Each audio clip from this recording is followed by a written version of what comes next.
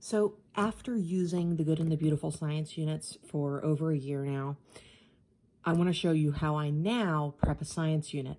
And this is going to be a long, drawn-out, exhaustive video about how I prep this science unit. It's going to take you exactly how long it took me to prep it. So, I want you to go back and look at all the videos on how people put together these very complex units. And then look at this one. Here's a 3-ring binder. I have tabs going down the sides for each one of the units. I have the table of contents on the back. I have the cover on the front. And inside, I put a tab for where the vocab words are. It is all 3-hole punch and put in the binder. Done. That's it. That's all I'm doing. So there was a time about this time last year where I was still going through and cutting out every single vocab word. I was pulling out every activity. I was photocopying and laminating and doing all the things with all the stuff. This would have been laminated. It would have been attached to this page so that it folds out and it would have been gorgeous. You know what I'm doing? None of that. 3-hole punch it, throw it in a binder, have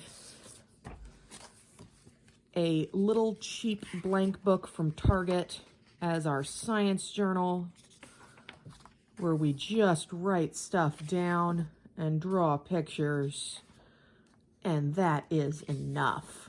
You don't need to do all the things that you possibly can do. It's exhausting, and it actually makes it harder to use the unit. So don't do it. Don't prep all the stuff. You can do most of this without ever having to cut anything out, and honestly, without ever having to write anything on any of the student sheets. There is nothing magical about this little sorting game that needs you to cut it out. You can point, and then they can tell you which thing it goes into. None of this has to be cut out. Also, I don't care if this says 7th to 8th grade. Just read this to your younger kids. It's perfectly good information. It's not too much for them. This is not that hard. You can talk through the worksheets. You don't even need to do the worksheets. I haven't cut anything out. I'm on like lesson 7. We haven't cut anything out. We haven't marked up the unit at all. We're just using our science journal to do the marking up, and everything is still here, and it's still preserved, and it will be the easiest thing in the world to pull it out the next time we use it. I was very, very happy with my little experiment of not prepping.